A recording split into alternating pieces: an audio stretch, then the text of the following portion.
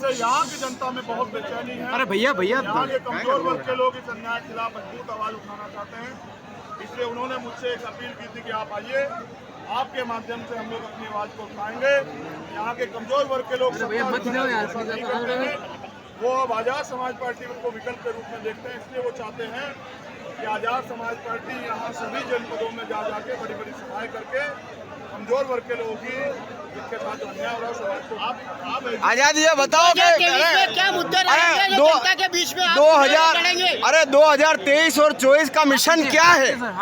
2023 में मध्य प्रदेश से जो है डबल इंजन की जो सरकार है उनकी यहाँ से विदाई तय करनी है।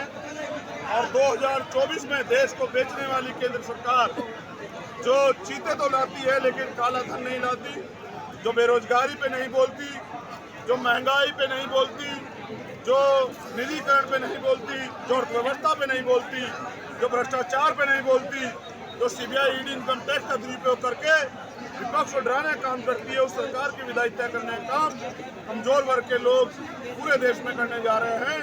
यही 2024 का मिशन है कि भारतीय संविधान की रक्षा जो है वो कमजोर वर्ग के लिए प्रायोरिटी है।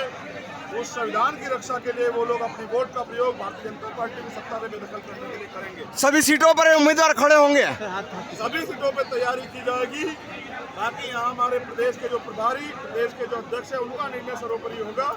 मैं तो एक कार्यकर्ता के रूप में उनकी आवाज उठाने के लिए आपके बीच में सदैव रहूँगा। मैं यहाँ आप मीडिया के माध्यम से पूछना चाहता हूँ कि सरकार ये बताए, यहाँ के नौजवान सुसाइड कर रहे हैं, किसान परेशान हैं, यहाँ की महिलाओं के साथ रोज अन्याय अत्याचार होता है, रेप हत्या होती है, मुख्यमंत्री चुप क्यों है? पिछड़े वर्ग के साथ जो इतना बड़ा धोखा हुआ, 27% रिजर्वेशन की जगह 14% रिजर्वेशन मिला, तो ऐसे पिछड़े मुख्यमंत्री का नाम का पिछड़ा, जात का पिछड़ा होने से पिछड़े वर्ग का भला नहीं होगा। पिछड़े वर्ग के लोगों में भी बड़े पैमाने पे ये अंदरूनी रूप से बात चल रही है कि इस बार इस सरकार को बदलना है, वो भी मन बना रहे हैं। आशा उम्मीद है कि आजाद समाज पार्टी को उनका भी बड़ा सहयोग जो है आपके मिशन में आप यात्रा निकालेंगे चुनाव के दरमियान। बिल्कुल, मैं समझता हूं कि हम आर्थिक रूप से कमजोर वर्ग के लोग हैं और हमारी पार्टी गरीबों की, नौजवानों की, दलितों की, पिछड़ों की, आदिवासियों की, महिलाओं की और मुसलमानों की, जैन, सिख, बौद्ध, तमाम कमजोर वर्ग के लोगों की पार्टी है, जिनको ना तो धार्मिक स्वतंत्रता है, ना आर्थिक स्वतंत्रता है, ना राजनीतिक स्वतंत्रता है। उन सब की आवाज उठाने के लिए जो छोटे साधन हैं, चाहे पैदल पाँव चलो, गांव चलो, या फिर साइकिल के जरिए मैं पूरे मध्य प्रदेश का भ्रमण करूंगा। पूरे मध्य प्रदेश में रहने वाले कमजोर वर्ग के लोगों को जगाने का काम करूंगा।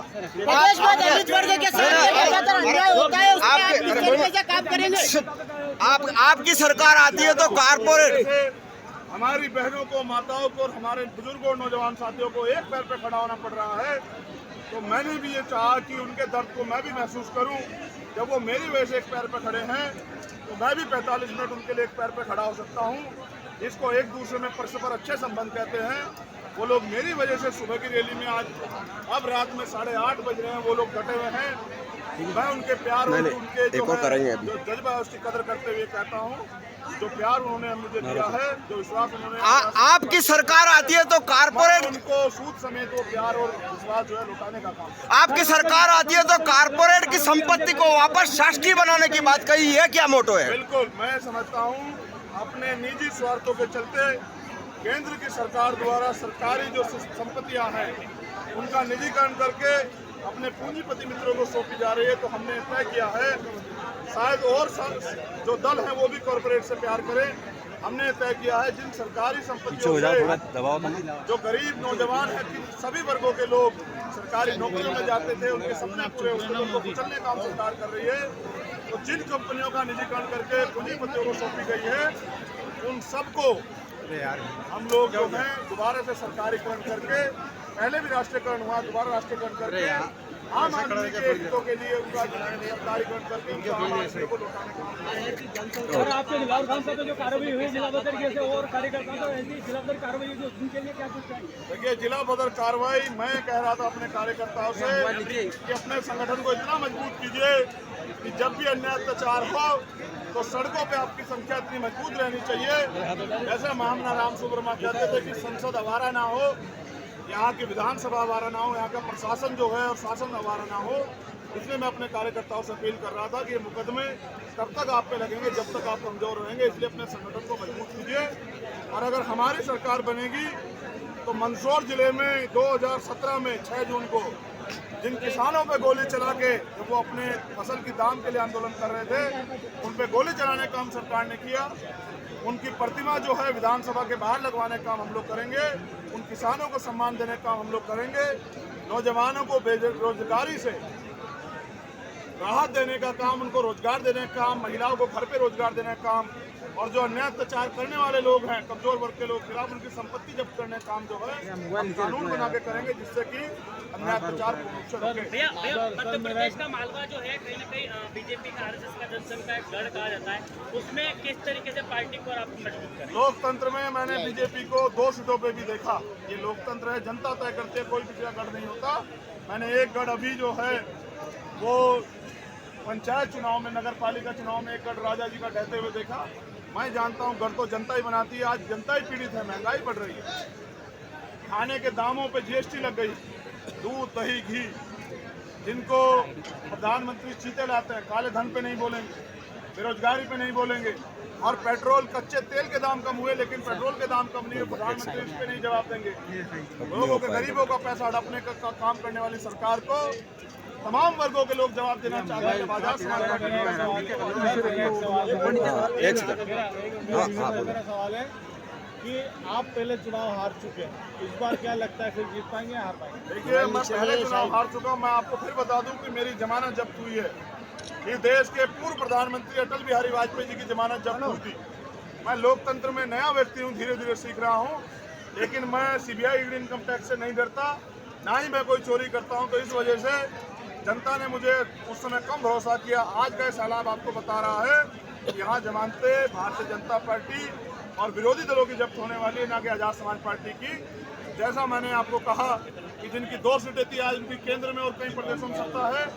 तो जब चुनाव आएगा तब आपको एहसास होगा कि आजाद समाज पार्टी अपनी मेहनत से कितनी बड़ी ताकत बनेगी। सर एक बात बता दीजिए कि आप भी इस पूरे चुनाव में कहीं ना कहीं किसी जानवर को लेकर आएंगे? दोबारा बताइए।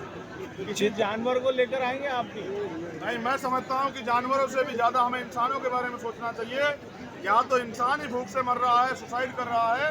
देश के नौजवान जो है वो उनके सपने कुचले जा रहे हैं। मध्य प्रदेश में तो सारी भर्तियों में घोटाले हो रहे हैं। तो मैं समझता हूँ नौजवानों को, किसानों को, महिलाओं की सुरक्षा के लिए उन पर ज़्यादा ध्यान देना जरूरी है, मजदूरों पर ध्यान देना जरूरी है। जानवरों का ध्यान दे रहे हैं।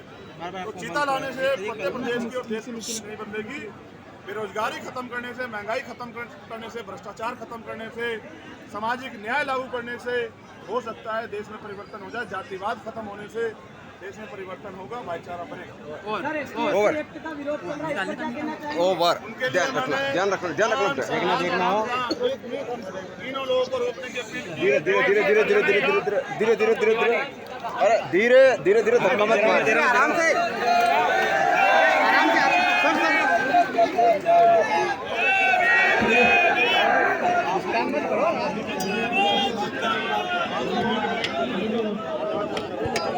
अरे रुको